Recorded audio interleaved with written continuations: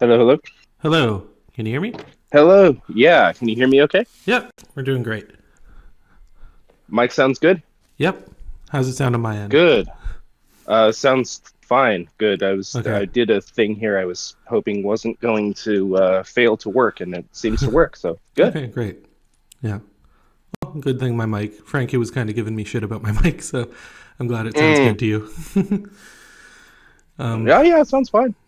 Oh yeah, but yeah. Thanks for taking my call today. So, do you prefer I call you Gabe or Stan or anything else? You can call me you can call me whatever you like. Gabe is fine. I'll probably be less no pun intended, less confused if you call me Gabe because the Stan was just a, you know, internet thing, but it was from a long time ago. But Yeah. yeah. Yeah, I kind of had suspicions because I realized that you and Daniel never called each other Matthew and Stan whenever you were doing the general reviews. So I'm like, I don't know if Hmm. that's actually their names, but I guess I was right about No, that. you're correct. Yep. Yeah. So okay. So confused Matthew and stand-in Stan. So before I go into the confused Matthew channel, you're cool if I record this and everything for the video. Yeah, absolutely. Okay, great. So I remember in a Q and A, Daniel said that before the Confused Matthew channel became a thing, it was you and him made a YouTube channel together where you were going to discuss a bunch of different topics like movies and philosophy and stuff like that. So, do you remember the name of that channel and do you remember exactly how that came to be? I don't remember the name of that channel. I remember he started a channel called Chaos Sepre, and we did like comedy stuff. I think the T94X12 skit thing was on there and a bunch of other things we did, but I don't remember doing a joint channel where we talked about movies or anything. Okay. He'd know, but I off the top of my head I can't remember. Well, he was saying that you both lost interest in it pretty quickly. So, I mean, I guess that kind of Yeah, sounds about accurate. But yeah. but he said that one of the things that he produced for that was the Star Trek Generations, the crappy ending video, which ended up being the first video on the Confused Matthew channel. So Mm. I just want to know, like, when he was like starting up his Confused Matthew channel, like, did he tell you about it? Was it a surprise? Did you like? He did tell me about it, and he said because you have to understand that for what you guys heard um, on that channel, those of you who watched it and liked it, I grew up with that, so that was literally what I was exposed to all the time growing up with Dan, and not unwillingly. Sometimes he and I got into very similar discussions. It would be like two people. It was kind of like our reviews that we did together. And so I had heard about his opinion of Star Trek Generations before I saw the movie, and it was exactly that. It was exactly what everybody heard, and in fact, I remember him. God, we were in a. This is how old we are. We were in a Circuit City, I believe it was, and there was one of those demonstration booths where they're showing you how great the speakers are, and it was that they were playing the scene. It must have been on a VHS tape at that point. Jesus, they were playing the scene on a loop where the Enterprise gets banged around by, or the Enterprise B in the past with Captain Cameron gets banged around by the Nexus, and I was sitting in there listening to how good the speakers sound. And Dan comes in. He's like, "You don't understand. You do not understand how bad this movie is. Oh my God, there's no story. There's no characters. They don't do anything." Da, da, da, da. And I'm sitting there and I'm like, "Dude, I don't like. Didn't even want to watch this movie." He's like, "No, you don't understand." And he just like it was the confused Matthew Star Trek Generations review. And later I saw the movie and I was like, "Oh my God, why?"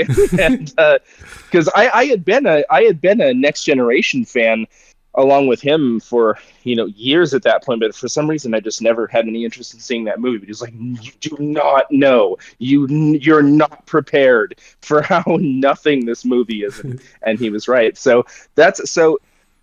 He did tell me that he was gonna talk about because I think what his idea was that he had always had a couple of movies in mind that even before the channel, he had always been aware that there were a couple of movies that everybody else seemed to just love that he did not understand why they didn't see what he saw.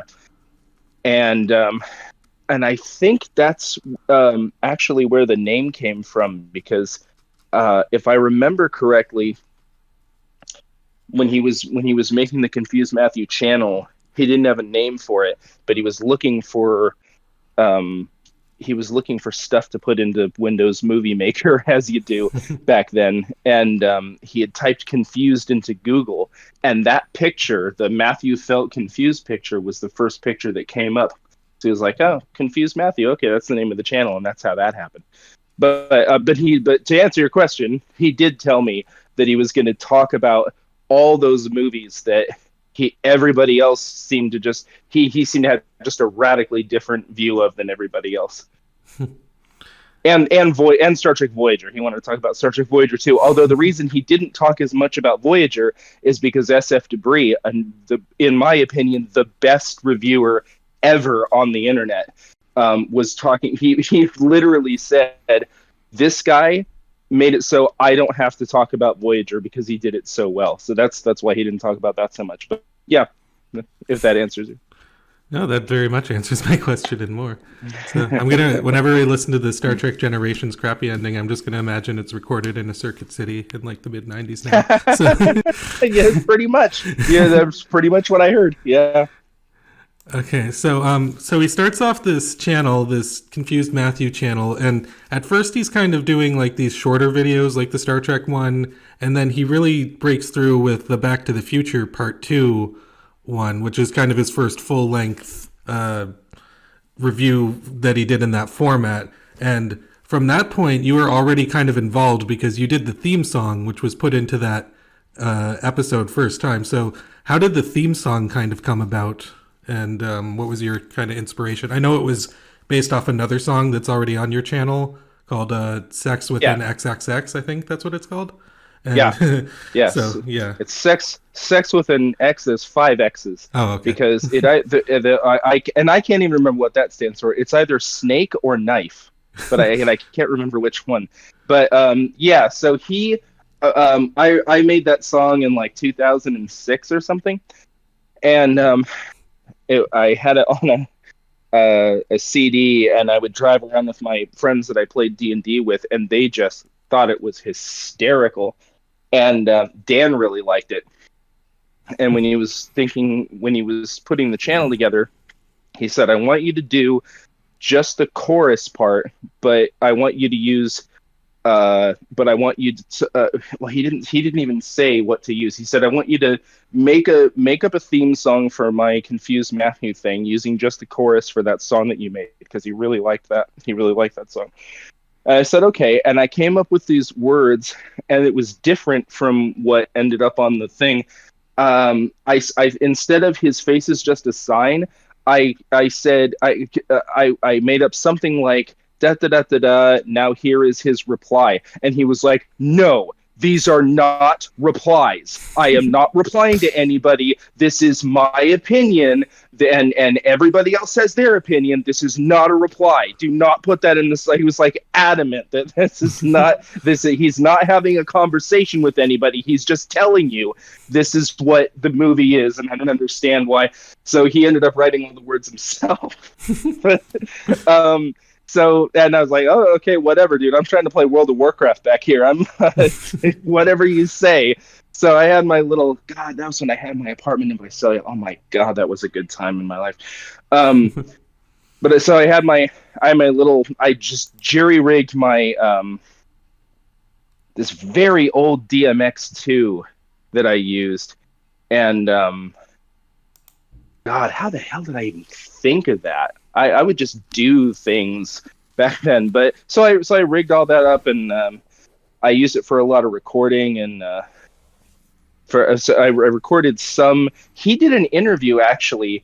I don't even think it exists anymore. Maybe it exists on Chuck's channel, but he did an interview with Chuck Sonnenberg, the SF Debris I guy remember that seeing that back in the day. Yeah, I recorded that using some whatever magic wizardry I did with that little keyboard from like 2002, and I somehow made that work. Anyway, I'm getting off topic. So yeah, I just re-recorded some lyrics, and there was the confused Matthew theme. Yeah, great. And I think that it stands out by from any. I mean, I know people who don't even like the Confused Matthew reviews that like the theme song. It's one of those things that pretty much universally Oh, everybody can agree on, I think. And so huh, I think it's left a big legacy on that channel in terms of that's the nice. development of the character. So with Yeah. yeah, I just in terms of your music producing in general, like, do you keep up with that? Do you do anything else kind of along those lines, or did you like? Well, all the music stuff that I put on my channel was things that I had done years previously to even knowing what YouTube was.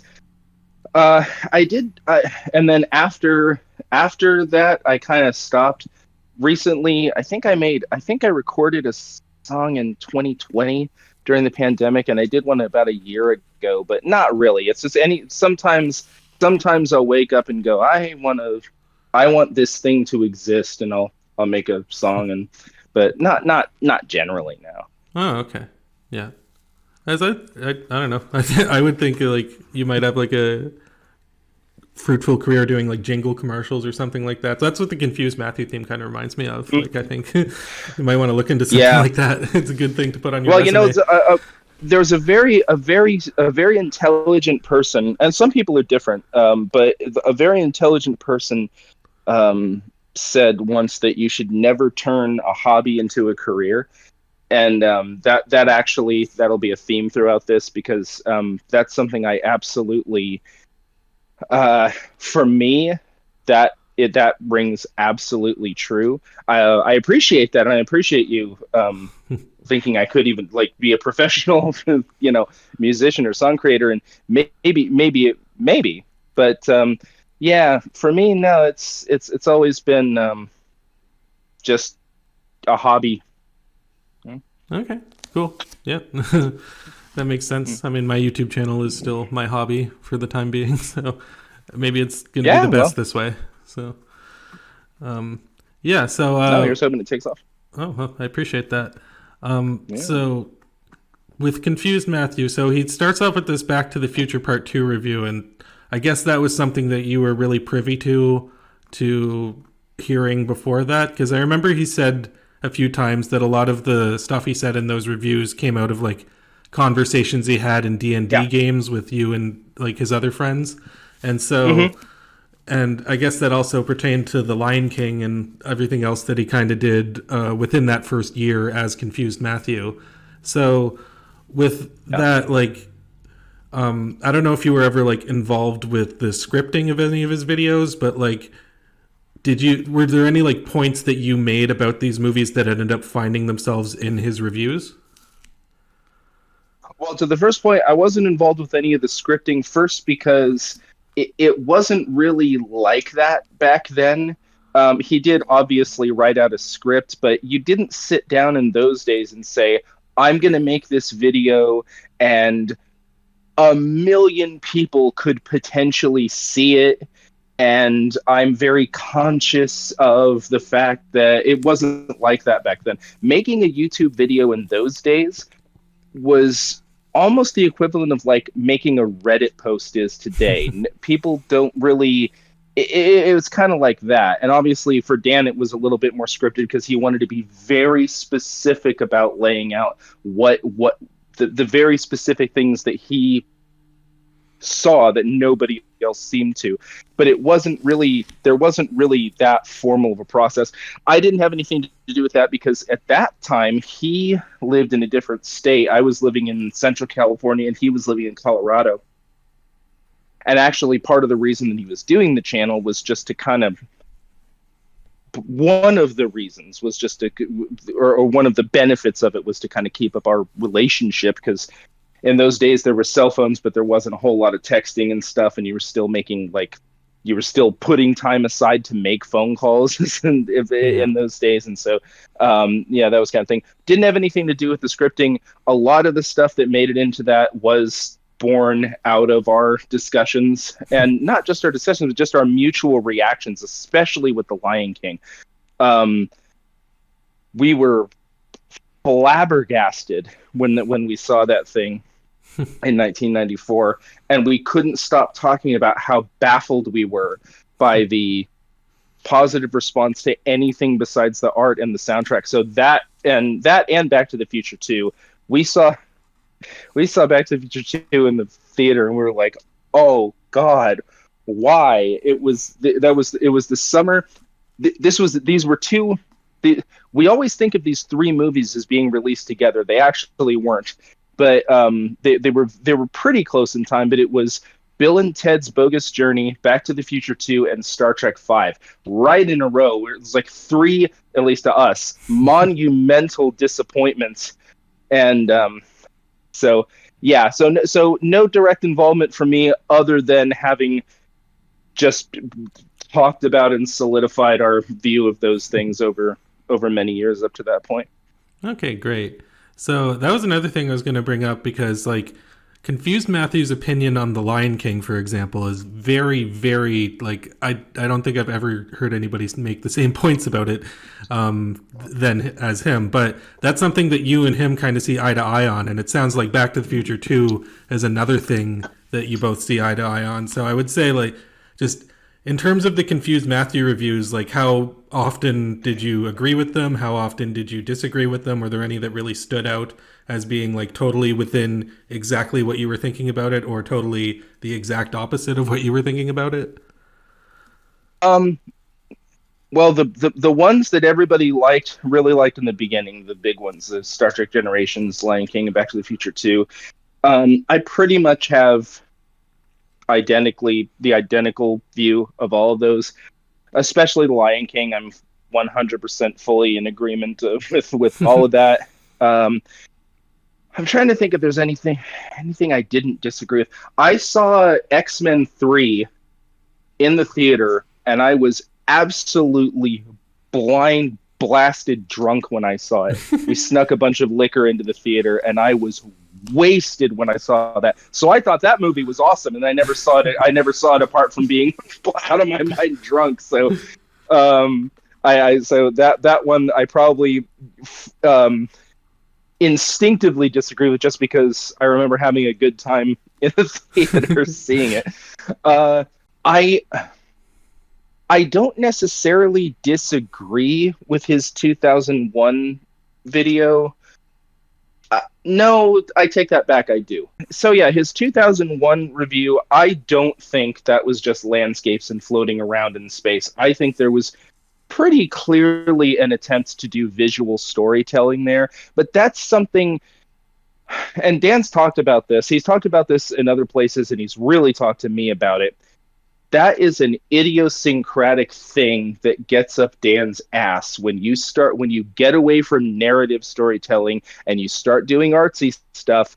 It really gets on his nerves, and he starts to really perceive you as his instinct is to look at, and it always has been like this. These people used to, back in the day, his friends or whatever, they'd give him these art films and stuff, and he'd watch it and he would get all confused Matthew about it. And he always perceived that as the person making that film. If you have to do that, then you're not good enough to actually tell a story, and you have to obfuscate. And his view is that that is an attempt for somebody without storytelling talent to try and fool people into thinking that they're brilliant or something. That's always been his view. And it's a valid view. I don't agree with that. I think it's, people have different ways of telling stories. So yeah, Dan doesn't like art films and that kind of style. I'm fine with it as long as it's done well. I've seen one or two that were, and most of the time it kind of goes over my head, but that's me. Yeah. So in terms of that, I was just kind of going to ask that too. Yeah, it's great. You're kind of setting me up for all my questions without even me having to look at my notes. But Good. yeah. So in terms of the principles of what Confused Matthew does, because like, you know, The Lion King is a narrative feature, and you know, you both understand and you know, kind of see eye to eye on how that narrative doesn't work. But I would just say, in terms Yeah. of like Confused Matthew, he really kind of more leaned into the fact that he was really mostly reviewing the screenplays of a film and Hmm. not necessarily every single aspect of it. And I was kind of Yeah. wondering, like, do you sort of what is kind of your opinion on that of like how important and integral like a screenplay and a narrative in like that sense is to a film? Like, do you kind of agree or disagree with the fact that it's only kind of a movie's only as good as its screenplay? It kind of sounds like you don't, but I kind of want to know if you. No, I don't. I think that you could do a movie with no dialogue, and it could be a really great story in its own right. Yeah.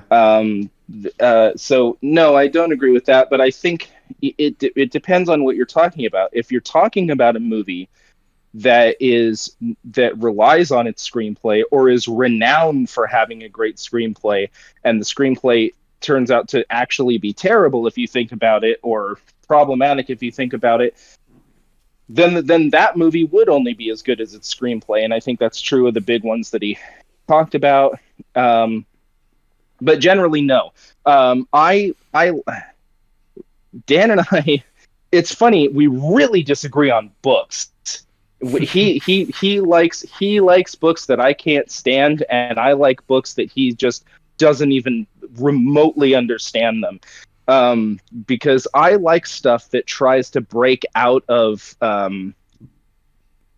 formula, and Dan, I want to choose my words carefully here. He really likes formula in a particular way, in a particular style. There's a particular kind of formula where if you do that well, that demonstrates to him that you're good and you know what you're doing. I like people who break out of things. So that we're very different there.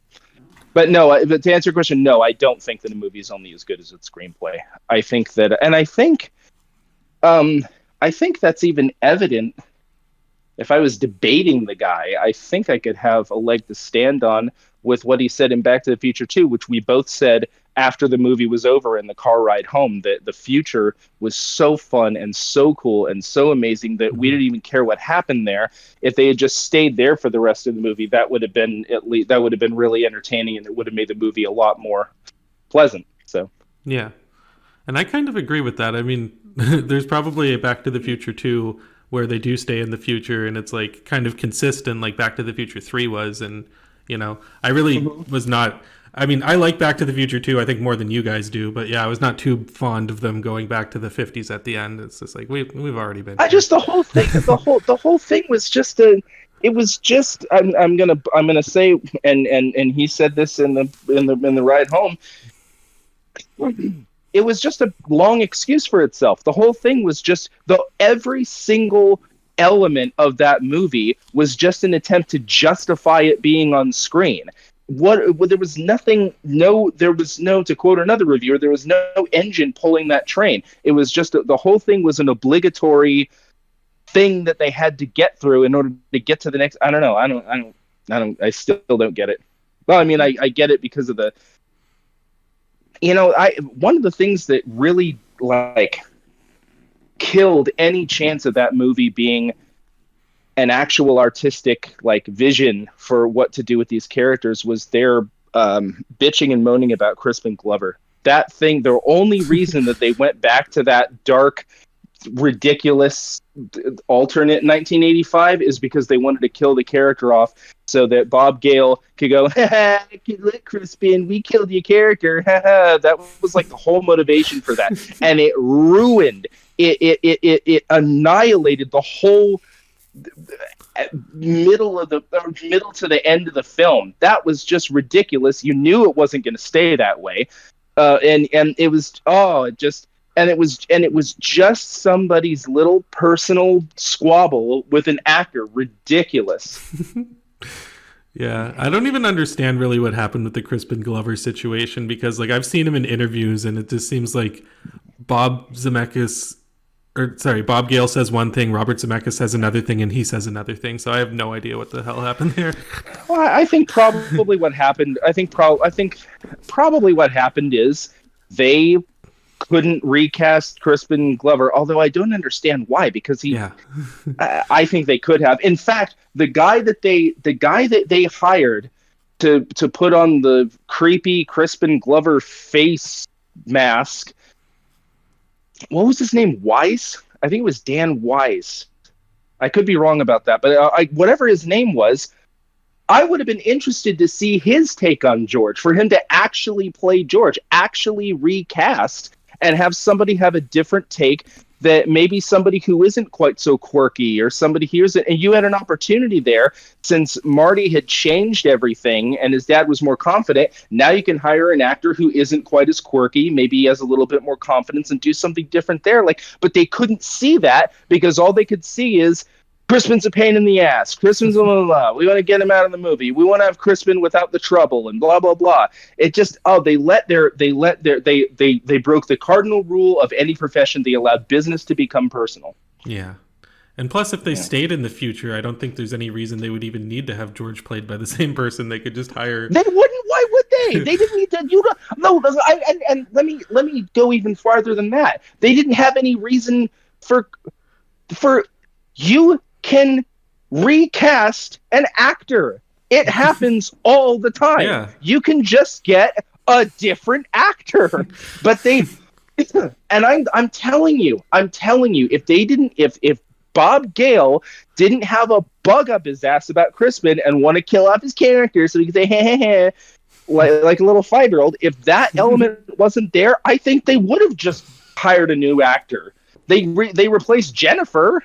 I mean, she wasn't really in the movie in the first, but you know what I mean. Yeah.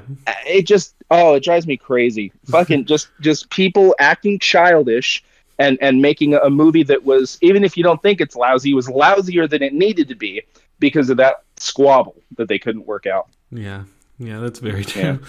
So, sorry, I went off on a whole this is great. I mean, I feel like I'm back in like 2007, 2008, watching Confused Matthew and Stand and Stand again. So, but actually, on that note, if I'm not mistaken, I believe the first time that you were on the channel as Stand and Stan was the Star Trek 2009 General Review. Am I wrong on that?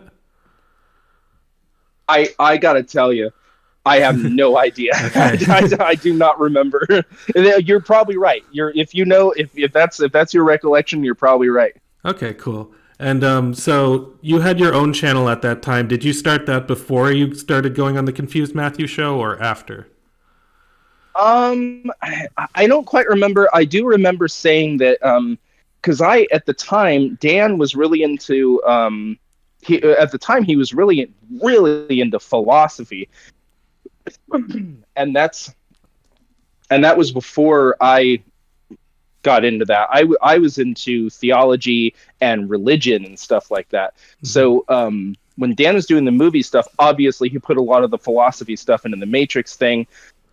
I wanted to talk about, there had been a BBC documentary by a person called Richard Dawkins, who you may have heard of. Oh, yeah. It kind of kicked off the whole new atheism thing on the internet, and that was my feeding ground on the internet at that time, was talking to the like new atheist people and talking about the God delusion and stuff like that. And I wanted to talk about that documentary. And Dan and I had both seen it. We both thought it was stupid, and he didn't want to talk about that. And I, well, why don't you talk about? And I was like, Dan, you got to talk about Enterprise. Chuck isn't doing Enterprise right now. You got to talk about it, because it was so, he didn't want to talk about. He didn't even want to watch it, and I don't blame him. My idea was that I was going to watch the whole series and then talk about it, and I couldn't sit through it. So that's I can't blame him for any of that. And so I kept on saying, and then I saw the Jesus Camp thing, which that's on my channel still. And I saw that Bill Maher thing, the Religulous or whatever, and there was a Christopher Hitchens documentary that I saw too that I wanted to talk about. So I wanted to talk about all that stuff. Dan didn't want to talk about that. So like, okay, what if I talk about all the stuff you don't want to talk about, and I'll just be your stand-in? And that's how Stand and Stan was invented. And he was like, yeah, sure, okay. And it's like, okay, so then, but I I was going to be just a guest, but I wanted to make a channel because I wanted to talk to people. And that was my thing back then is I wasn't ever, and neither was Dan. None of this was to get, because back then, again, YouTube, people didn't start YouTube channels to start a business or to start their own radio show or to get an audience. They made YouTube stuff. Again, it's like for the reasons that you would post a comment on Facebook or something. It was very, very different. It was very much an extension of the internet forums that I went on all the time back then. So, but I wanted to make a channel so that people could talk to me, so they could comment on the video and make. Back then, you could make video replies. I really liked it when people did that because I always wanted to have a back and forth with people. So that's why I did my own channel and didn't do very much with it, but that was the purpose of it. So, so yeah, at that the 2009 Star Trek. No, I had to have done something before that because Well, there was the theme 2009 is song, right when. but Hmm? oh, I was just saying there was the theme song. So you were on the channel in some capacity before that, but I was Oh wondering yeah. if that was like the first time you came in as like a Hmm. reviewer. Yeah, I suppose it was. Although that's surprising to me because 2009. I know. So July of 2009, I was back in Sacramento, so it wouldn't have been for that long anyway. Well, anyway, you're probably right. Okay. And yeah, so with your channel, I actually do want to get into that. So you Sure. you did do like a few videos as stand-in Stan. You did some movie reviews, and then you did stuff on like religion and those type of things. I do remember seeing those, but like it never seemed to get to the consistency level that Confused Matthew was at. And I was kind of wondering, was that ever an ambition that you had to like kind of be making content and producing content at the same rate that he was? No, again, well, his so my aim was very different, but again, it sounds like a broken record, but it's hard because it's hard now in the internet landscape that we're in now to get this across. But none of this was for the purpose of, as we say today, creating content. His goal was his goal was to document all the stuff that he and I had been talking about for years and years and years so that there's like a record of it. And my goal was to state my opinions, whether it was on that stupid internet. There was I think it's still around. There was an atheist web forum called Why Won't God Heal Amputees.com, which is the stupidest Oh my website god. that I've ever gone to in my whole life. And I posted on there constantly, and I would always link my vid. So my goal was to basically make those kinds of web forum posts just in video format. And in the Jesus camp thing and the religious thing, I kind of borrowed my brother's format because it's a good format. I mean, he was very succinct in how he laid things out. But for the most part, my goal was just to get those people to see that so that I wouldn't have to type as much. Like it was just, so they could just watch it. So yeah, no, there was no attempt to, again, back then, YouTube, there was no monetization. James Rolfe talked about this a lot, that they had, or his, at least privately in private discussions, he had no idea how to make money because people didn't do it to make money back then. They did it just to make things that they liked. So yeah. Okay, yeah, totally. And so on that note, like he was Confused Matthew kind of stuck to talking about things like art and movies and things like that, which you could argue are somewhat frivolous. I mean, art is important in a lot of ways for sure, but I mean, like it's not like on the level of like politics and religion and those type of things. Because I remember he kind of made a few statements that he wasn't too keen on talking about those things because he thought that the internet was kind of not the best place to have those sorts of discussions. And Oh boy, was he ahead of his time there. Yeah. yeah, it's a pretty great statement actually. Looking back, like Yeah. yeah, that aged like fine wine. But yeah, you were very much the type of person to really go into those subjects because, like you said, it was the stuff that he didn't want to talk about. So I mean, Yeah. do you kind of? I mean, I guess you kind of answered it, but like, would you agree or disagree that the internet's not the best place to have that sort of a discourse? Boy. That's a very complicated question. Yeah. Um, at this stage, it would be like asking whether or not the Parthenon, or the local like central physical like forum would be the best place. I mean, it is the place that we all talk. So it Hmm. has to be the place where we Yeah. talk about it. It's just the method of transmission is so fast and succinct and truncated that I think we're having a hard time figuring out how to parse things, everything that's being said. Just to get into politics a little bit, without talking about my personal opinions, we recently had a presidential assassination attempt. Right, that was a month Yeah. ago. Everybody's forgotten. That seems like it was a year ago. Everybody forgot about it. Nobody's talking about it. That's old news. That was a month ago, Yeah. and it was the first presidential assassination attempt in what, 40 years, Yeah. I and think the it's last one was gone. Reagan, if The I'm last not one mistaken. was Reagan. That's Yeah. right. Okay. That's right. That's right. And it's gone from my memories. I don't think that's a good development, because we're not. What that suggests to me is that the place that we're all talking is antithetical. It does something to our ability to process things. And Yeah.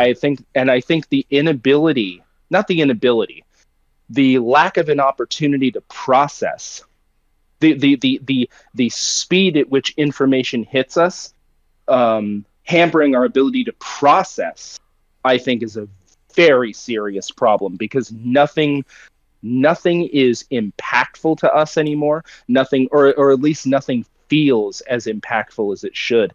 And I think human beings can become accustomed to that. People call it desensitized or whatever, but I think we are getting more and more desensitized to being impacted by things. And whether that hangs out in our subconscious or it really does just evaporate, both I think are very bad, very scary prospects. So, as a very long-winded roundabout answer to your question, it's almost irrelevant to even ask if it's the best place to talk about politics, because it is where we talk about everything. Yeah. It It is is the the place, whether primary it's form. best or not. Yeah, it is. It's the primary form of communication these days. Even for me, I have two friends that I made. Actually, because I did the stand and stand stuff, they caught up with me later and talked to me, and we are very close friends. We actually do stuff on YouTube now that I'll tell you about later. But one of them's in London, the other one's in New York, and this is the only way that it's become a primary form of communication anyway. So yeah, we what we're going to have to do is acknowledge that and really take a step back and examine how we process that information. Yeah, absolutely. That's a great answer, and Mhm. one that I would wholeheartedly agree with.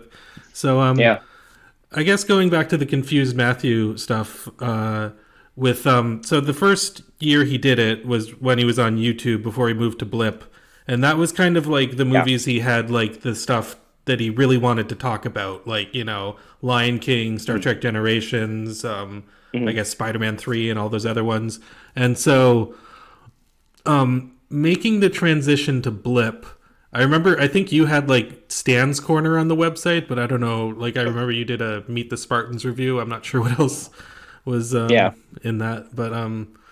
yeah. So with that transition, Daniel kind of said that he regrets a lot of the stuff in the Blip days because he felt that like he was getting more kind of aggressive as the character anyway, and like he was running out of things that he had any sort of like pertinent talking points about, and he was talking about you know 2001 or No Country for Old Men, movies that he just kind of didn't like the way they did the movies rather than having any sort of like Hmm. constructive thing to say about the narrative. So did you kind Yeah. of, I guess, notice that transition when it was happening, and what were your kind of thoughts on it? Yeah, not only did I notice it, but he talked to me about it. That was around the time when he moved over to Blip, he started making money. Yeah. And the confused Matthew became his primary source of income. And he wasn't rich or anything, but it was a steady paycheck, and he was paying the bills and he was paying the rent, and he was absolutely miserable. I actually have a statement here because I messaged him about some of this stuff, and I asked him about that, and he's given me permission to read this out. Okay. He said, everything from 2010 onward was a big mistake and something that I regret. I wasn't having fun or saying anything interesting or entertaining. Confused Matthew was a fun little hobby project that got out of hand. And I can expand on that and say, uh, that was when he started doing review requests, Yeah. and those were, I think they were $15 each or something. I think they were It added 25. up, or 25, something like that. They really added up, and he had this backlog, and you would have to sit down. And this goes back to what I said earlier. Don't make your hobby. Some people can. If you're Yeah. the kind of person that can, absolutely. But in some cases, for some people, don't make your hobby your career. And making his hobby his job was the worst thing that happened to him, and he was absolutely miserable. I like a lot. Some of my favorite things that he did were on Blip when he was on there. I agree. Um, I'm glad that we yeah. that they're of the same mindset in that. Yeah, but that was he really didn't like that, and he didn't like that, and he didn't like how much attention he was getting. There's one thing. I mean, obviously, I know you reached out to him, and I knew he was going to say no, because if there's one thing he doesn't like in the world, it's attention, and that both of those things were happening, and it was really getting to him. And I'm like, just give that to me for 5 minutes, and I'll. But yeah. Yeah, and that's kind of the thing too when you go back to the attention thing, because a lot of people believe that the reason Confused Matthew did these reviews of like The Lion King or The Incredibles was just to like stir the pot and get attention and stuff like that. Mm-hmm. And and I know that he said on numerous occasions that that was totally antithetical to what he was actually trying to Yeah. do. And Yeah. it's kind of like this interesting thing where it's like at the time, Confused Matthew was considered to be somewhat of a controversial creator, but he's not controversial in the way that a lot of YouTube creators are nowadays. Like, he's not faking cancer like Boogie or like doing all these crazy things. But like, he was just controversial because of like his opinions and the way that he expressed himself in his reviews. So I don't know. Did you ever kind of think that there would be an audience or like controversy surrounding the channel when he was kind of starting to do it? I never thought about controversy, because to me, like if somebody, if well, because to me, I was used to hearing this stuff, because I had, as we said, I had talked about it myself with him, and there was stuff that we had talked about for years. I didn't think too much about controversy. I just thought people were going to go like, "Whoa, where is that?" I never thought about that. Like, my thing is, I thought people were just going to find it really interesting, and I guess a lot of people did, but yeah, no. Yeah. So I can kind of understand why they would think that, because if you hadn't heard all this stuff for years and years and years, and you saw that video, and if to you The Lion King was like just a normal Disney movie, that's going to sound like trolling. So Yeah. I can kind of understand why people would think that it was just for attention. Yeah, but no, nothing could be further from the truth. And attention is like it's like kryptonite for Dan. Even yeah. Yeah, and it is kind of a thing where it's like, even if you don't agree with Confused Matthew's reviews, or even if you don't even understand where he's coming from, I would say like there is a lot of value of like hearing a dissenting opinion of something that's kind of like, I think there's a lot of he disavows all of his stuff now, and I don't. I think it's really good. I think that even I think that there is value in regular average person's genuine knee-jerk reaction to something. Yeah. I think can be really instructive, even if you don't share it. Just the putting aside any, Dan doesn't do like technical reviews that you would read in the New York Times or something, but just the genuine instantaneous reaction from somebody, I think, can be very valuable itself. So I don't disavow any of that stuff. Going back to the attention thing, God, I remember this. He would never respond to anybody in comments, except I think he went back and forth with some guy about the 2001 thing. Oh, I remember this now. There was some guy who he got into it with about 2001. Oh, Chase And that Melendez. guy, yeah, he like didn't he die or he Yeah. faked his death or something? Oh, did It he was fake his something death? I weird had like no that. idea if that's the case. Like I remember him. Yeah, like Daniel found his like name on an obituary website which somebody sent to him. So I Yeah. think that he did die. Well, that's a shame. Yeah. That's really a shame. But yeah, but that was very rare. A lot of the time, people were. And I used to tell him as things went on, and his thing. I was like, these people are trying. You never respond to any of these people. They're trying to talk to you, and he just could not. His brain could not fathom. It would say, no, no. The comments are for what is that? The comments are for them, not for me. I've made my case. I've said my piece. This is for them, not me. And I was like, no, that's not how they don't look at it like that. They want to talk to you. No, no, it's just for them. It's, and I couldn't. I just couldn't get him to. It's because he doesn't do that. I'll sit on Discord and I'll get like 24 hours will go by and I'll have been talking to somebody on Discord for like but not that's just not his deal. Yeah, that's fair. It was kind of interesting though because like I remember he did a series called Responses to Responses, and that's where the Chase Melendez thing came from. Because a lot Yeah, of people, I think a lot of people were criticizing him as like, "Oh, you're not responding to our yeah, counterpoints about these things," yeah. and so Well, that's how that started. That's how I got into that thing with him. It's like there's no, you're not supposed to respond. This is for them to talk to each other. No, it's not. So yeah, maybe that's actually as you I remember I had forgotten about the responses. Maybe that's where that came from. It was either somebody else or me or all of us were just like, say something.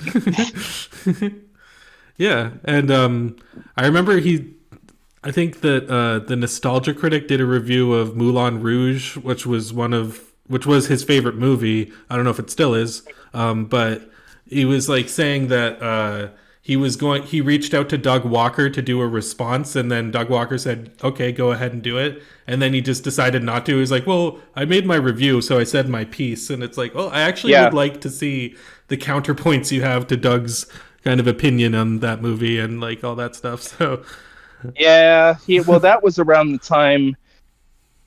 I think that was around the time where I really in 2016, if you recall, he came back for a little bit, and yeah, that was after a lot of.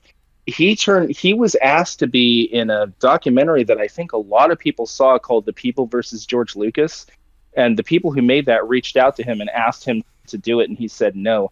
And I said, Dan, you have got to stop turning down things. You can you this is I know you hate this, but this is a career. You probably hate the job you have anyway.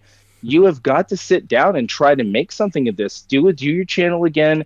I encouraged him to make merchandise and stuff and to actually make this. And in 2016, I pressured him enough, and he did it. And he was more miserable than he was when he was doing Blip, and he had a big issue, and that was it, man. And I feel really bad about that. I never should have pressured him to do that. But yeah, and maybe that's when his issues started coming up, and that's why he didn't respond to the Doug thing or whatever. But um yeah. yeah, and like I definitely don't want to pry into any like personal issues that he's having, other than just the stuff that he made public. But I guess you kind Mhm. of like, I mean, he said that the character itself was becoming a lot more aggressive and uh, hostile, and which I think is kind of true to an extent. But I mean, did you? I guess you saw that kind of like stem from kind of issues that he was having around the time. um I don't know if that was because of the issues he was having at the time. His issues that he was having at the time were more like he wanted to withdraw. So I'm not sure that would have made the character more aggressive. No, I think he gets snippy about things, and when he's having to watch all these movies that he doesn't necessarily like, and he's finding all this stuff, and maybe that did leak in there a little bit. But he never talked to me about thinking the character was more aggressive, at least not at the time. He would just talk to me about how he hated doing it and he didn't see any way out because it was paying the bills and all that. Yeah. Well, actually, was there anything that you think that he did in any of his reviews that you personally went too far? Because I know a lot of people said that, like, they had issues with the Minority Report review, for example, because the original version was him just going like, "Fuck you, Steven Spielberg. Fuck you, not George Lucas, Roger Ebert." and so, Yeah. like, it was kind of like, did you ever kind of think that, like, whoa, maybe you should reel it back a bit or anything like that? No, not at that one, because that's what he said when he came home. I was there when he came home from the theater. He was saying he was mad. He was like throwing shit, and he's like, "I went up. I asked for a refund. I've never asked for a refund for a movie in my life, and they wouldn't give me a refund. That now I want." He emailed Steven Spielberg and demanded a refund right in front of me. And he was like, oh, he was mad. He was pissed when he came home from that. So no, that was he didn't like that because it really was just him saying what he said to me when he came home from the theater. But you know what? That's what you said. I'm glad that was there. Yeah, the original Minority Report thing was probably the most. If you had videotaped his reaction when he came home from watching that, it was pretty much 1-to-1. That's funny. Yeah, it's kind of how different is Confused Matthew, or how different is Daniel from the Confused Matthew character, would you say? Because I know, like, with a lot of these, because I've covered people like Irate Gamer and like other people on my channel, and I find with people who do reviews, especially like kind of the comedic, angry, satirical reviews, there's always a certain bit of how much the character or how much the person is in the character, and sometimes it's a very little amount, like, James Rolfe, it's very night and day between who they are, but then sometimes it's like not really. It's just kind of like what you see is what you get. So I was kind of like, what's kind of the difference, I guess, if you could sum it up? Dan is one of the most quiet, mellow, man of few words, doesn't really say much most of the time unless you get into a deep conversation.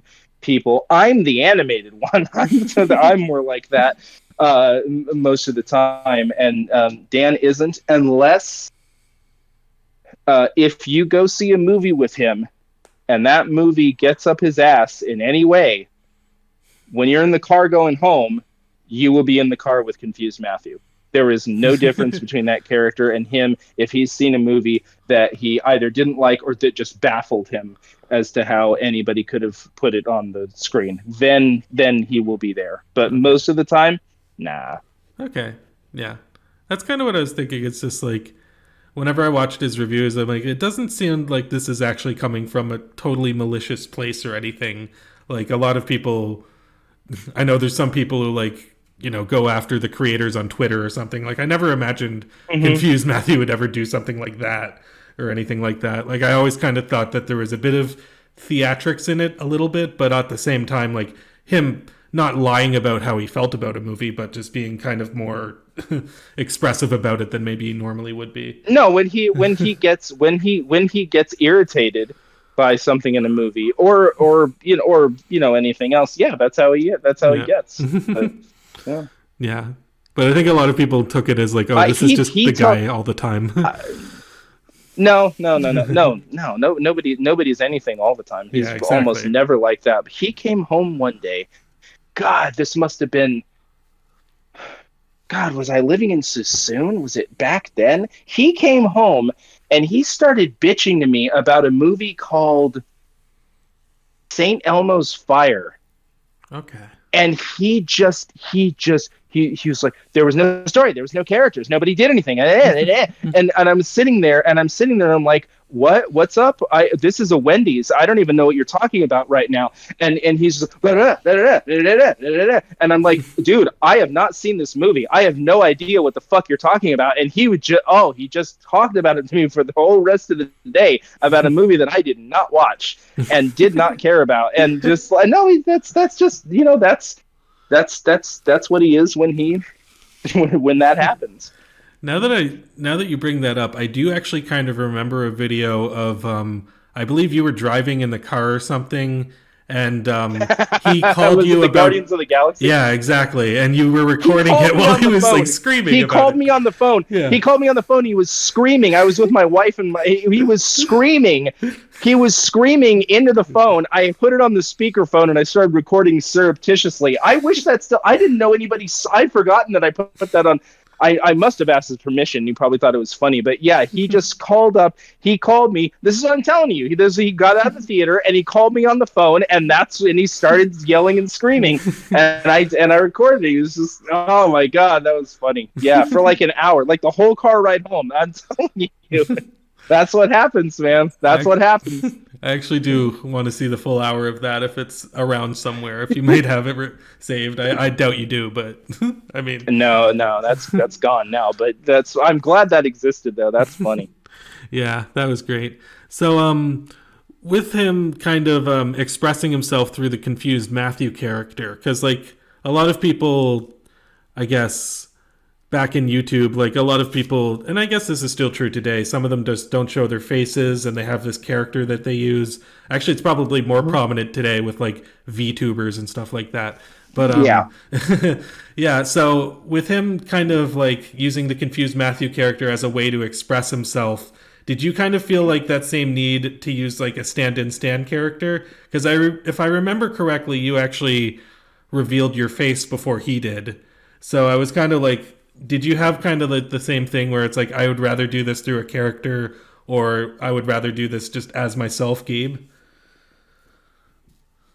Uh, it would be I would rather do this as myself, Gabe, and I actually do. I actually stream on Twitch, and I do a channel with my friend Andrew, which Is I'm that a sure we'll YouTube link in the channel? description. Yeah. Oh, I definitely will. Yeah. Oh What yeah, is the we've name of done it. that We've channel? yeah. I actually want to. So the channel is called Gabe and Andy. I think if you type in Gabe and Andy movie reviews, because if you don't, you're going to get something about The Office, which I have no idea what that is. But yeah, the Gabe and Andy channel, we've done a whole bunch of reviews. We do funny stuff, and I'm on there. My Twitch channel is called Get Good Gabriel. I'm sure we'll link that somewhere in the Yeah. description if you'd be so kind. And yeah, I'm trying to do more with that. I've been out of it recently because I take care of a small human. It takes up a lot of my time, but I do try to do as much as I can. But no, I never. And the whole thing is like that confused Matthew, like that cartoon face. That was never meant to be a character. Yeah. That it was never planned. That was just the picture that came up when Dan typed in confused. So he just thought whenever and when that picture came up in the first couple of reviews, it wasn't supposed to be as if you were watching a still picture of him talking. That was supposed to just Matthew felt confused. It was just telling the audience this is where I'm confused. But that became the face of the character. So that was but it was never really an attempt to have an avatar or anything. He never would have shown his face pretty much ever, but it was really supposed to be just his voice, really. Yeah. For me, the cartoon face took off, and our friend Allison redrew it and made it a little bit different, and then she drew the Stand and Stan character. So it just became kind of a fun thing. But for me, no, I like being me and being out there. And I was, like I said, I was always just trying to get people to play World of Warcraft with me and talk to me on TeamSpeak or talk to me through Xbox and just talk to me. I want to have conversations, not videos. But yeah. Yeah. And that's very that's very interesting that you kind of had both opposite philosophies about that. But with Dan has always been an introverted little pipsqueak Poindexter. I'm better. I'm funnier. I tell funnier jokes. Even though we're identical twins, I'm way better looking. I do a much better. I'm more fun to be around. Period. Okay, I'll take that as factual. So there is actually, like, on that note, like when you did your face reveal, did you tell him that you were going to do it? Because like you are twins, so was it any kind of like oh shit, you're gonna dox me inadvertently because I kind of look like you? So Well, because when I did that, that was when I got really fat. So we would have been much different. And we've always, like, if you see a picture of us together, you can tell we at any stage after like any stage after puberty. Like you can tell that we're twins, but that I'm a different height because I Yeah. started smoking when I was 14, and you could just tell there's we have different vibes. Dan has a really stiff vibe, and I have a really cool vibe. So Okay. Yeah. And with that, like, so he did eventually kind of reveal his face. Were you kind of encouraging him to do that, or did he do that on his own volition? no, I never encouraged him to do that. He did that of his own. But what was that anyway? That was that. Oh, that was when he did the. That was when he did the thing where he pretended like he didn't know that he was on camera. Yeah, I I can't remember. remember what that I was can't about find though. that video anymore, but I do remember it. And there's like Yeah. other videos with him just on camera talking that are still available. So I mean, I guess he got a Hmm. little bit less camera shy as the years went on. Well, he started streaming on Twitch too, so he got it wasn't so much, but he only started doing that stuff with the exception of the thing where he did, I guess, what we now call a face reveal. I think I remember him talking about that. I think he did that just because he thought people would like it and they would think it was cool, and they'd been asking to see what he looks like and stuff. But he started streaming on Twitch just for fun, which is the only reason he ever did anything on the internet, but only when he was positive that there would be like 5 people watching at a time. So, Yeah, I was gonna say like I think I know his Twitch name, but I don't know if I want him. I don't know if he would necessarily want me to direct people to that, so I probably just well, won't. here's a little trade secret. He gave me his Twitch channel, so now his Twitch name is Get Good Gabriel because I run it. So Oh, you're going to okay. see me on there, not him. Okay, sweet. All right. Mm. So he's not doing the Twitch thing anymore, I guess. He does. I think he's called now, but Yeah, that's the one I found. yeah.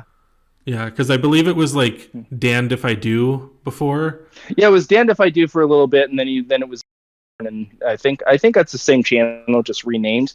But Yeah. yeah, he's on there sometimes, but not very much anymore because he just doesn't do that very much anymore. Okay.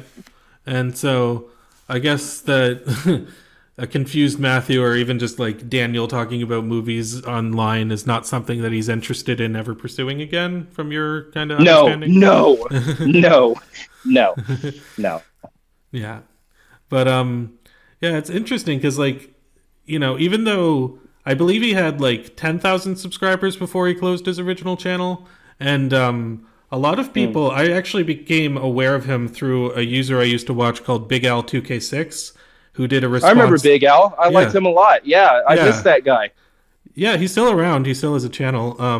I don't think he posts as frequently, but he did a response Oh, to the Incredibles review, and yeah. that's how I kind of learned about him. And I think that's how a lot of people learned about him because there was a lot of commentary videos in the about Confused Matthew, mostly regarding The Lion King, but also on Hmm. like 2001 and The Incredibles and all that stuff. So with Yeah.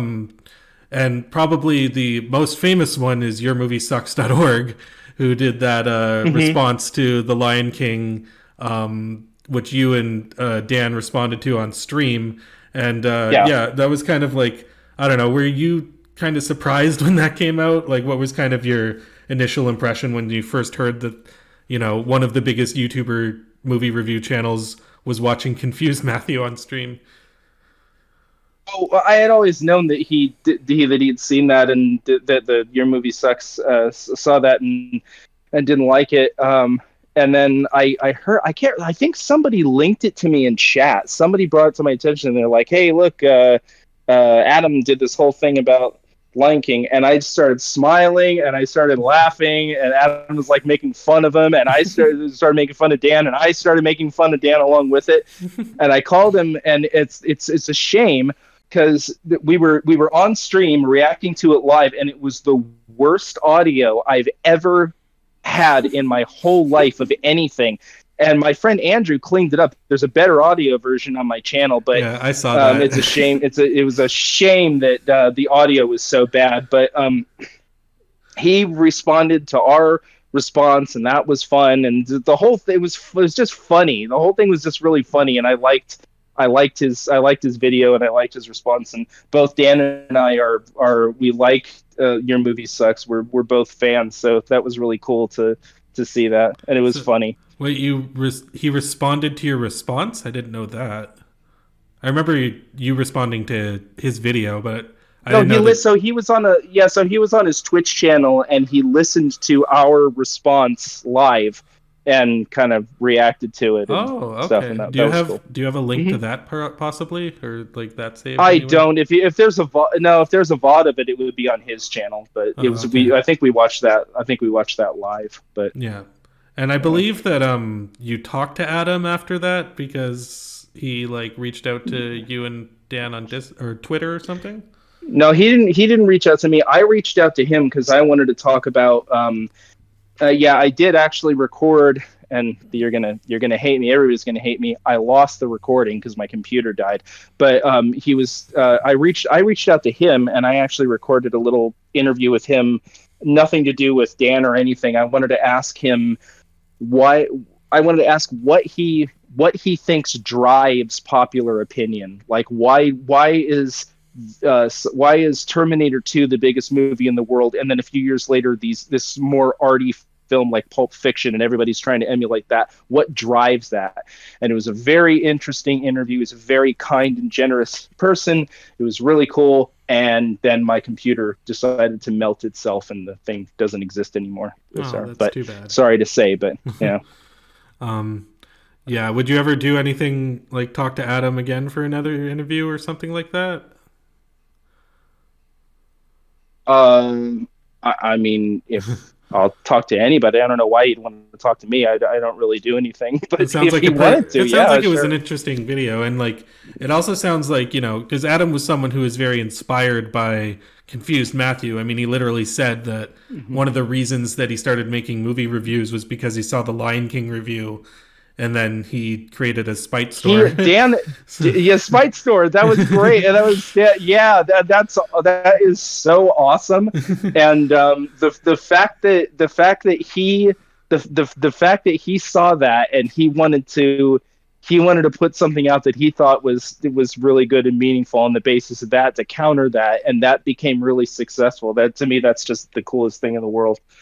Yeah, Yeah. absolutely. I've actually I live in the Vancouver area and I've met Adam outside of a movie screening once and he seemed like a really nice guy. I didn't talk to him for very long, but yeah, I would Mhm. totally one thing I was kind of like after he did that reaction is like, "Oh man, he should get Confused Matthew on Sardonicast or something like that like to talk about movies." Not that I think Dan would want to do that, but like I feel like Ah, that would be pretty, that would be a pretty great match made in yeah, heaven. yeah, yeah, yeah. With Confused Matthew, because like there was kind of three stages to Confused Matthew. There was the YouTube stage, there was the blip stage, and then there was the post blip stage, which was kind of like the, trying to return again to YouTube. And you would say that Dan disavows most of that, or do you think that like there is stuff that Uh, he is proud of? Well, I don't see it's a complicated answer because when I say disavow, he doesn't he despises his No Country for Old Men thing, but not because he disagrees with anything he said. That's how he feels about it. He despises it because he doesn't like the fact that it was just him saying nothing's happening a lot, Yeah. and that's the thing that he disavows. I don't disavow that because nothing was happening in any of those scenes. And I think if you're sitting there, if you're again, not a New York Times columnist, but if you're an average person sitting in a movie theater, you paid your $8 or whatever, nothing's happening. And I think that's as good. I think that's as valid. I don't exactly feel that way about that movie, but I think that's as valid a observation as anything else. And God, I remember. Oh man, it was either high school or college where we had to write an essay or review about a movie or a book or something. I can't remember what it was, but the teacher specifically told us we couldn't use the word boring. And I Okay. walked up to her and I said, "What if I thought it was boring?" Well, you put it in different words and have it. No, fine. And of course, I didn't say this to her, but I'm like, "Fuck that! If I thought it was boring, I should be able to say it's boring and and that's it." Because if it was boring, then people are going to be bored by it. So if you and they deserve to know that. So yeah, I think that's my view of his. stuff where he doesn't like the fact that he just said landscapes a lot. I don't know if that's how he feels about 2001, but or if he just said nothing's happening, or a guy's looking at milk. A guy's looking at milk. A guy's looking at milk. Don't get mad at me. Get mad at the movie. A guy's looking at milk. A guy's looking at milk. No, I think that's valid. I like that actually. Yeah, and that's the thing too. Is like even if I don't necessarily agree with a lot of what he Yeah, said in a lot of those reviews, like yeah. I know a lot of like me and my friends when we were younger and watching Confused Matthew, like we didn't agree with the 2001 review like at all, but I don't know how many times we just went to each other and said like landscape because it's hilarious. Like it's so I mean, so but you're funny. eventually, even if you don't feel that way about 2001 or No Country for Old Men, you felt that way about something. Yeah, You've yeah, seen something that you feel that way about, and it's a really valid observation, I think. So, yeah, so fuck that. I don't think he should disavow any of that. I think that stuff is perfectly legitimate. yeah. And I know a lot of people do misconfuse Matthew. I mean, there was probably a lot of people who were like, "Oh man, this fucking idiot's not around anymore." But I think that there's Mm-hmm. yeah, there's definitely and that's part of the reason like I'm making a video on Confused Matthew in the first place is because like there's so many different like angles to look at it. Like he's a controversial creator, but not controversial in like a horrible way. He just had this like these different opinions. It's like if the Yeah. worst that he ever said was like, "Oh, fuck you, Peter Jackson, for making the Hobbit movies" or whatever. I mean, it's uh, not like a crime against humanity to say something like that. It's not that bad. No, I mean he doesn't engage in bad behavior. It sounds like just people took some of his stuff to be trolling. Which again, if you didn't grow up with that, if you had never thought about that before, if you weren't Dan's brother, that probably does sound like trolling. That does for somebody who thought that the Lion King was just a normal movie.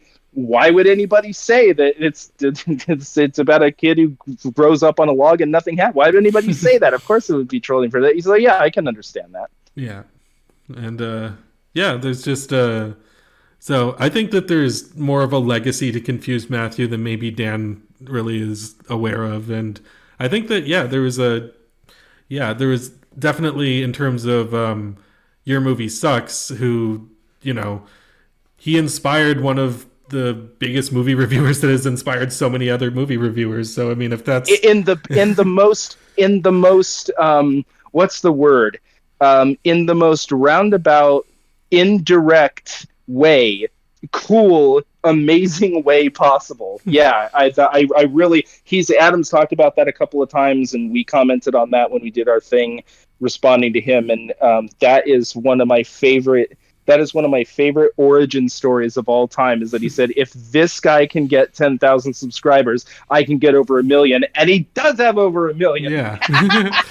Yeah, he proved himself right in that He regard. did. So, He did, and good for him. That's awesome. yeah, and Adam is Adam's another one where like I can disagree with a lot of his reviews, and I do, but I mean there's so much value to like listening to a review that is not congruent to my own opinions, and I feel like that's kind of something that's lost because so much of the internet now are different echo chambers of people expressing Mm-hmm. the same thing over and over again. So I don't Mm-hmm. know. It's like if this is the worst controversy, like if the worst thing that you ever did was give The Lion King a bad review, then I mean, Yeah. whatever. That's not. Oh, well, like you said, compared to today, I Yeah. mean, when you talk about when you talk about like YouTube controversies, a lot of the time that's people's like bad behavior, Yeah. or God, I'm even like from 2016 on, I started becoming like everybody's like suing each other and doing all this like DMC. That stuff just didn't exist back then. It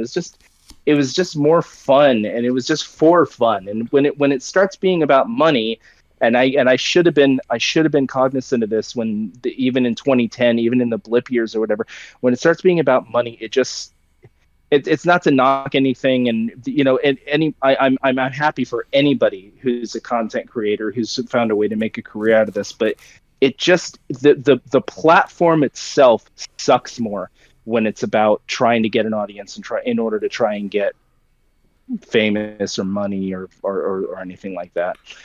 Yeah, I absolutely agree. And I mean, I'm monetized. I certainly don't make a career off No, of that's anything that great. I do, but like, yeah, I make like a No, little bit of money. even if you But did, even if you did, that's great. It's just even if you did, it's absolutely great. It's just it's hard again. It's hard to describe. It's Grandpa talking about the good old days, but there was just something about the fact that when you watched the Angry Video Game Nerd, you were watching a passion project from somebody in their house, yeah, and you there was never this thing in the back of your mind that this is his job or it's his radio show yeah, or it's his show or something like that. It's just it was a very I'm not again not even comparing, not knocking anything. It was a very different thing. It was a very different thing. yeah. And I'm sure if you've talked to Frankie, he can tell you all about how the angry video game nerd is not like that anymore. But yeah, I actually, yeah, I did. I actually blew up his DMs. God, and he's probably been over this 1,000 times now. But I'm like, I watch his video about that, and I want to pick his brain about it because I have a very, very specific opinion on the angry video game nerd thing, and I really want to pick it. But he's probably sick of talking about it at this point. well, I'd like to hear your opinion on that if you want to talk about it now. Oh, sure. Well, see, I stopped watching him before everybody else did. I stopped watching him before, and I didn't even know what this was until recently. But before the Screenwave stuff, I did notice, and I felt exactly like Frankie did. I did notice he was like doing those what did he call the review, The the rental movie, reviews, the retro reviews, and I thought, rental reviews. yeah, rental reviews. So, Yeah, yeah, rental reviews.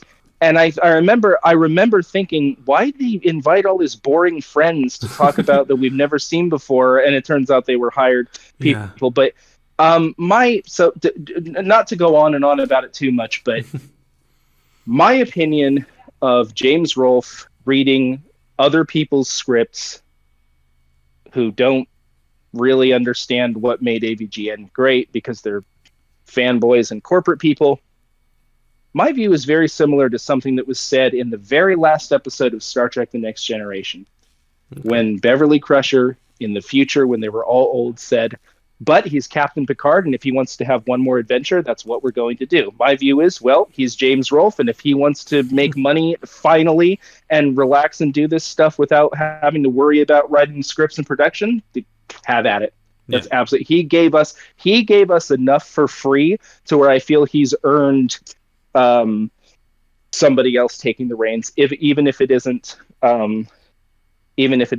some other. It might have been Frankie. I heard somebody else say this in respect to him, but he truly doesn't owe anybody anything. yeah. And That's true. yeah, I have no bad feeling. And the plagiarism thing, you know what? He didn't write any of that. He's not an editor. That's on them. And again, he gave us enough for free to where he can make money now. In my view. Yeah, no, I would agree with that. It's kind of like when, a TV show like, I don't know, SpongeBob or The Simpsons, it's still on, and then it's just like, okay, well, I'm not going to watch anymore, but, you do you, man. You keep raking in that box. You gave me enough No, that shit. entertainment. No, that shit needs to be. No, that shit needs to be canceled. I'm just saying because that wasn't. I'm saying he's a guy who did stuff Yeah, in his house for us for free for a decade. yeah, Yeah, he can have this one. The yeah. movie, I still never seen the movie. Oh, okay. I mean, I I think was that you're hyped. Really? Yeah, Yeah, I I was was too, hyped but when that thing was going to come out, and then I never saw it, and then everybody tells me don't, and I believe you. Um, but again, everybody was bitching like, oh, why did you didn't have to go to California, and you could have just done it in your house. And yeah, obviously it would have been better if he had done it the way that he'd always done everything, but he wanted to be a filmmaker and make a big movie. And okay, okay. yeah, I mean, if the movie had been good, nobody would have been bitching about him going to California. yeah, that's It's true. apparently, from what I understand, it was just the script was bad. So like, I hate to be so mean, but so give me a fucking break with, oh, why did you crowdfund it and go to California? Motherfucker, if it had been good, everybody would have thought that was great. Everybody thought he was a genius. Of course, look, he had this big budget and he gave us a great movie, a real movie with a real budget. Of course, that's what he was trying to do. It's just the script sucked, apparently. Yeah. Actually, one of the funnier confused Matthew reviews to me in retrospect is his review of the Angry Video Game Nerd movie, because he gives it a negative review, but he's also like, "Oh, I don't want to, come across as mean or anything. I don't feel like it's good. It's like in good form to like comment on that." It's just like seeing the amount of criticism that movie gets online nowadays. It's kind of a little bit cute. That's Mm. like a YouTuber would be kind of like feel nervous about ripping on that movie. So Did Dan review that? yeah, he did. He did like a yeah. Oh, I'll link it to you whenever we're done with this call. oh, But it's like okay. it's pretty He never talked to me about it. I think he did tell me it was bad. yeah. But at that point, we had again. I had already stopped, not because I was like, "Oh, I don't like this anymore," but just because I didn't have as much, time to. My phone's in my pocket most of the time, so I don't watch like video. I listen to people, but yeah. Yeah. Yeah, that's kind of how I am too. I mean, and that's which is kind of funny because I actually put like a lot of work into video editing and stuff like that, but Mm, I'm not the type of person like even when it would come to my own videos, I would just put it on and like listen to it like while I'm playing video games or something like that. So yeah, yeah. yeah. With just a general question, like do you with Dan, you can definitely tell whenever he's like passionate about a movie, whether it be something he loves like Moulin Rouge or something he hates like Minority Hmm. Report. Like you can really see that. So I mean, I'm just wondering, like, do you have sort of a favorite, least favorite movie or anything that like really speaks to you in the same way that you can see it coming through Dan, where he gets like really pissed off or really overjoyed?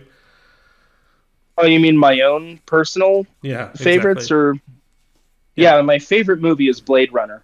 that is a wonderful I choice. think. Thank you. Yeah, I think that is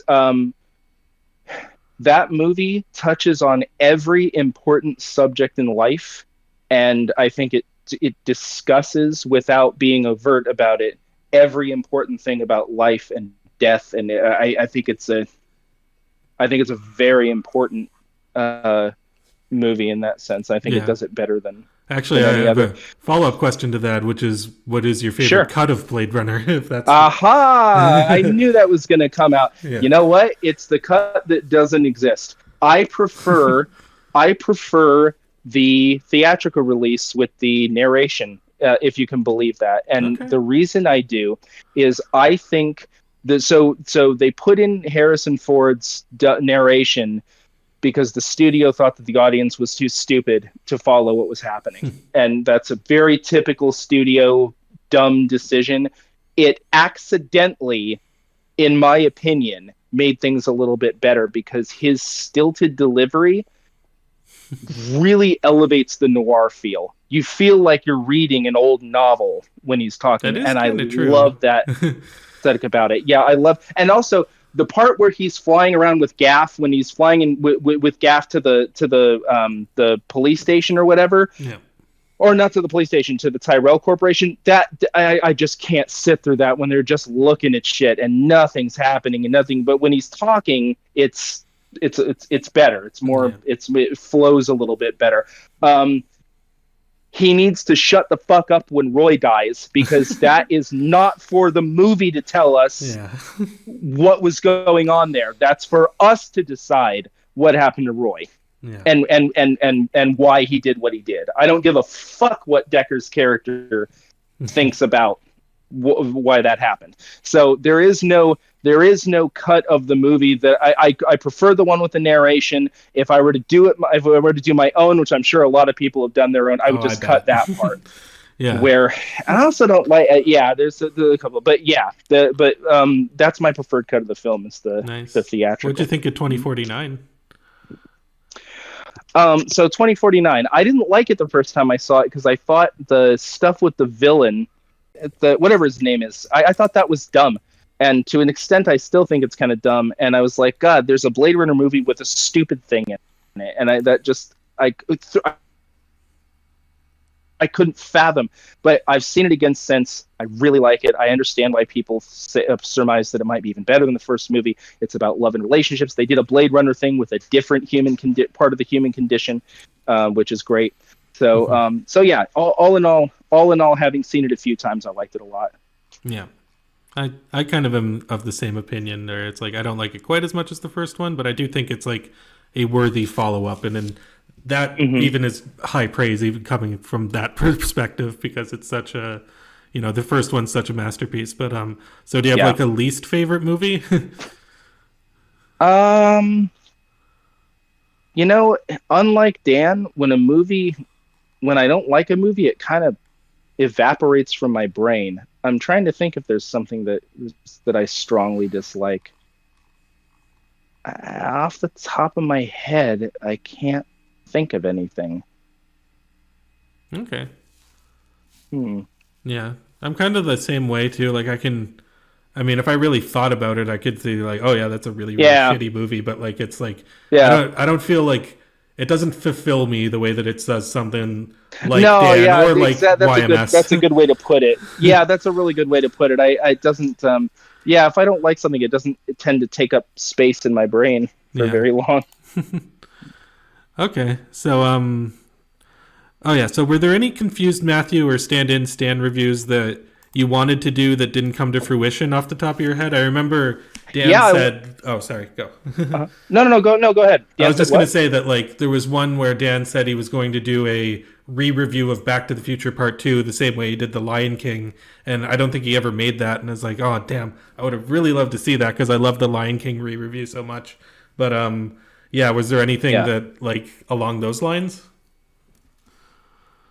Yeah, a couple of years ago, I did a part one of the Crow City of Angels review, and I captioned that there was going to be a part two, and then stuff happened, and I never did it, and I wish I had finished that one, because I that movie was a comedy classic for Dan and I. And we would, well, I said it in the thing, we'd sit and play Magic Gathering and watch Crow City of Angels and just laugh our asses off at how funny it was. So I wish I finished that. During in the beginning, I really wanted to talk about that documentary I mentioned at the beginning, The Root of All Evil, the Richard Dawkins thing, and I wanted to Yeah. talk about the God Delusion. I really wanted to talk about that at the time, and I just never got around to it. Yeah. Okay. Yeah. I remember you bringing up Richard Dawkins in a few videos, but I guess you never did the one that you really were aiming to do it on him about like the documentary. No, I really wanted.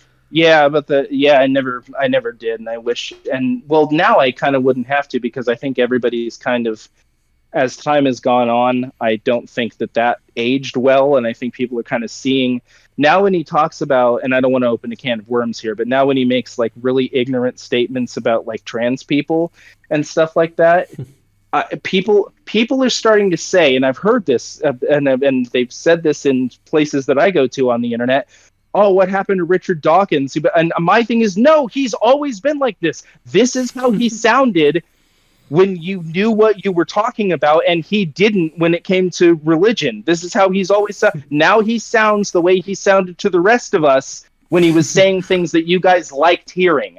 Right? So, Yeah. no, he's always been like this. He never knows what the fuck he's talking about outside of his specialized field, and he didn't when he was talking about religion. He doesn't when he's talking about trans people. You just liked hearing him shit talk religion, and and there's nothing wrong with that. But no, it's always been like this.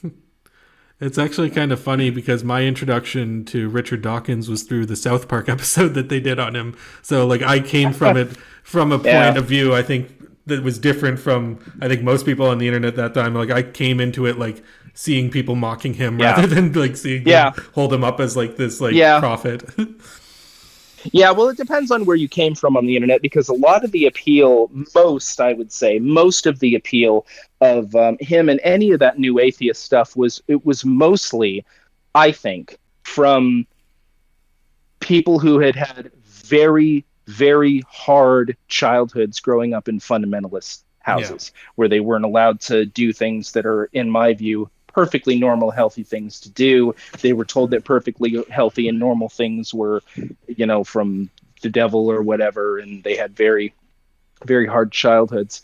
And yeah, it was mostly people who had really rough childhoods growing up in fundamentalist families, and that's fine. I actually think that was the best part of his book, is when he talked about people being raised in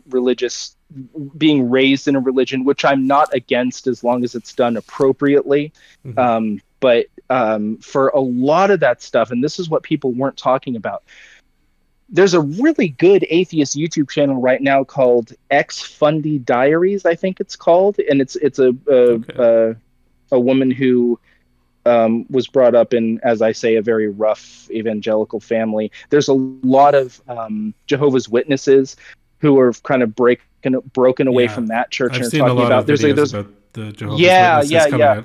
Yeah, and I've talked to a lot of people in person who admit it's a big thing right now, and there really is a thing called religious trauma. I think that really is a thing, and I think Hmm. that's the majority of what that stuff was speaking to. My problem with it was under this veneer of being a philosophical treatise and having like there's evidence, there's no evidence that there's a god, and all that stuff that all those philosophers are talking about doesn't count as evidence because it's not science or whatever. That's the stuff that I had a problem with, because not only do I think that that's inaccurate, it's also it's all I felt it was also kind of a bait and switch. You had these very emotionally primed people that were going to attach themselves naturally to the thing that was countering their rough Yeah. childhood, and we're just going to believe whatever you told them. There was no,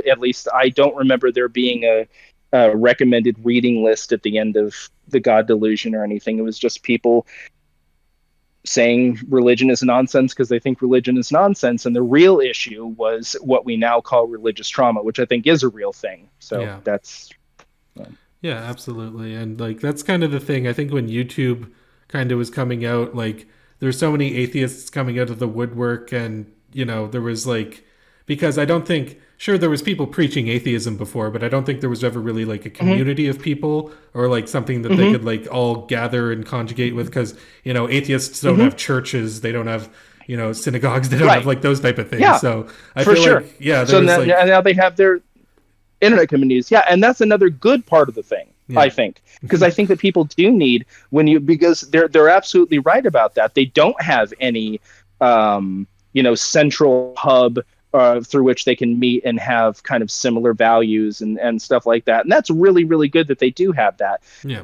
It's just, let's be specific about what we're talking about. We're not really talking about religion. We're talking about the sociological effects of a very specific nationalistic sort of version of religion that Yeah. that caused people to have, as I say, rough childhoods. Yeah, like the wasp Mostly, culture mostly. and like stuff like that. Like that's Yeah, the which, oh god, I was so lucky that my parents thought that stuff was stupid as fuck.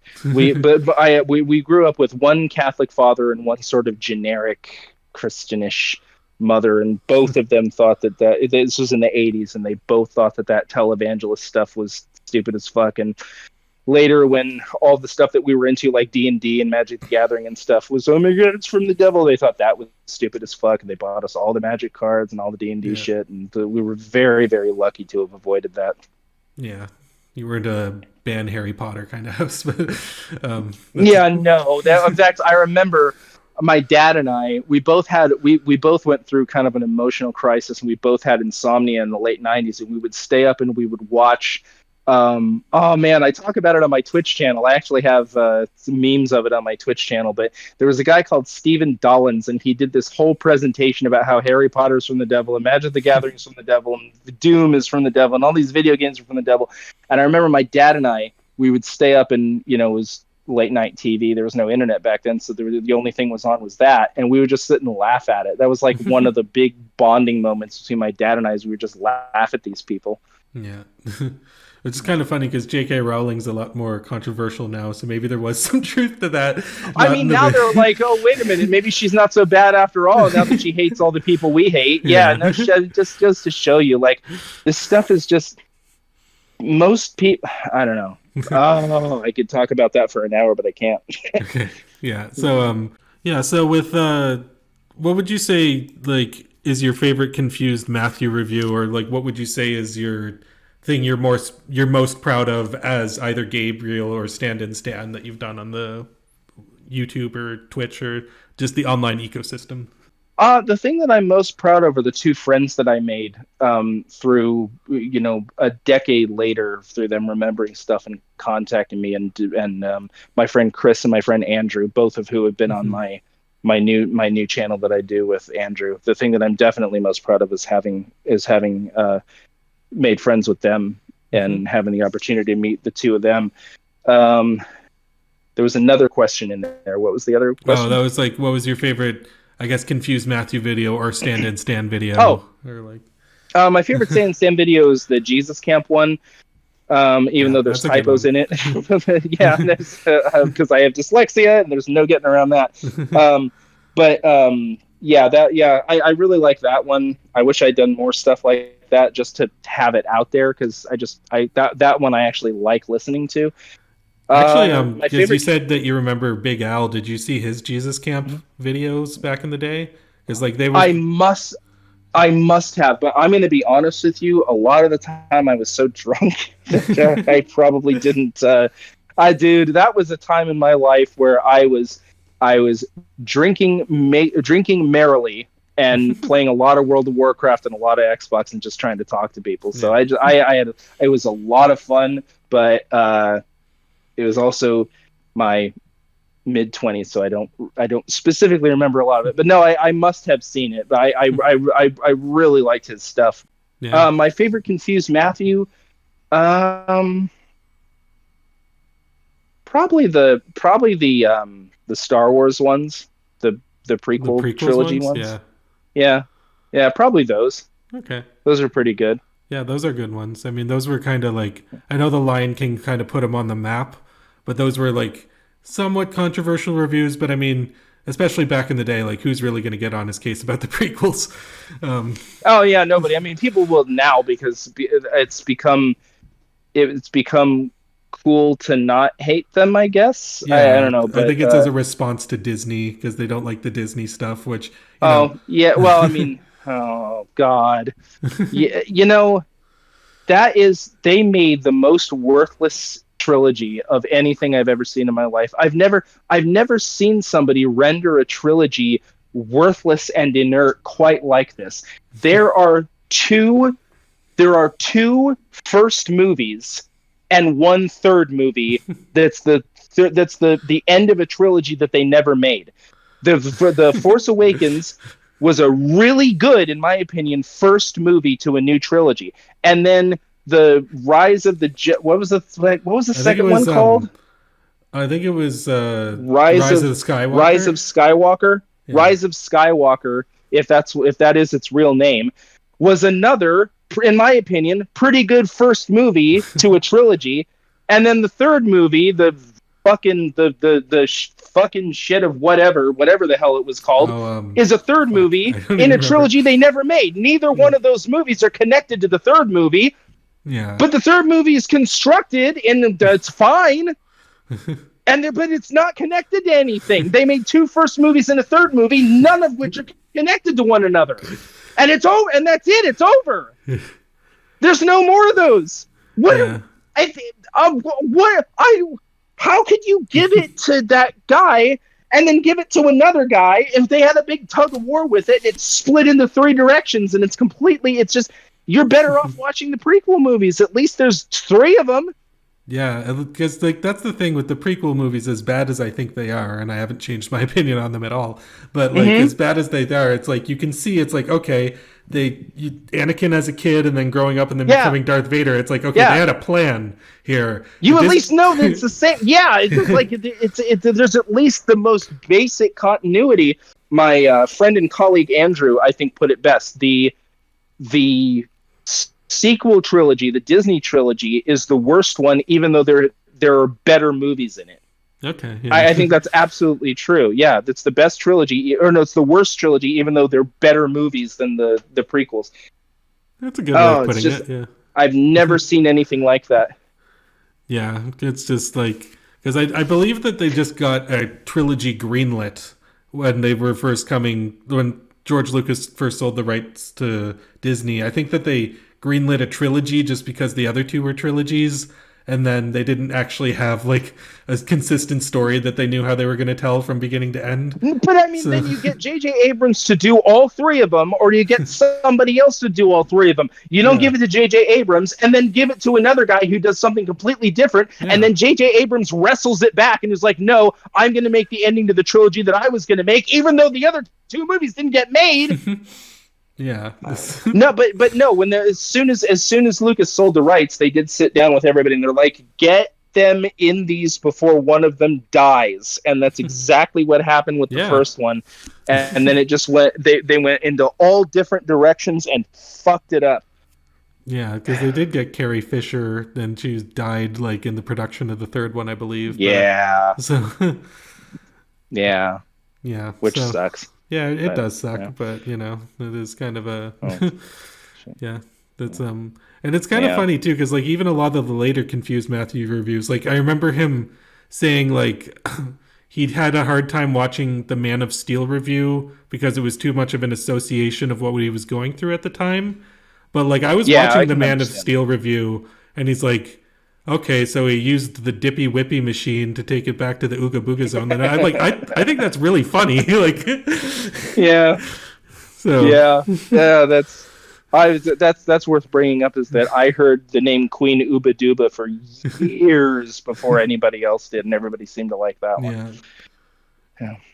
Well, that's probably a good stop because you yeah, got me yelling and screaming there at the end. That was pretty good. great, That's yeah. pretty I good. brought back the Yeah, stand-in fair enough. stand.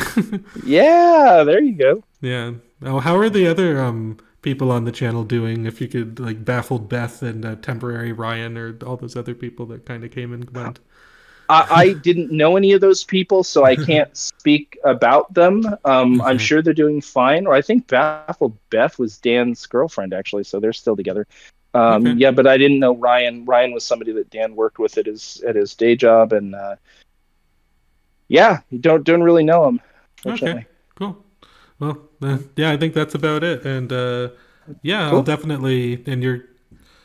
I guess that wraps it up. So I guess are you okay with I upload this separately as its own video once the Confused Matthew thing comes out? Absolutely, Because this is a great absolutely. conversation. Yeah. Yeah, yeah. Yeah. Anything you like, and Yeah. you ever anything you like, upload it. You ever want to talk again? I Yeah. can always make myself free. I do a I movie reserve the right to. review show with my friend. Like it's a podcast that we do on a separate channel, and I think if you ever wanted to come on that, I mean, he'd be pretty stoked if I got stand and stand on the Yeah, podcast. Yeah. yeah. Happy to do it anytime, and I reserve the right to ask you onto my thing with Andrew Oh yeah, too. absolutely. I mean, it would be a Cool. pleasure on my part. So yeah, and Absolutely. okay, yeah, All right, man. I Well, I appreciate it a lot. no problemo, and I will. I'll be in touch, and have a good rest of your day. Yeah, you too. Enjoy your job. I think that's where you're going. So Yep, yep, yep. Just about to. All right, okay, man. okay. Bye. Adios. Bye bye.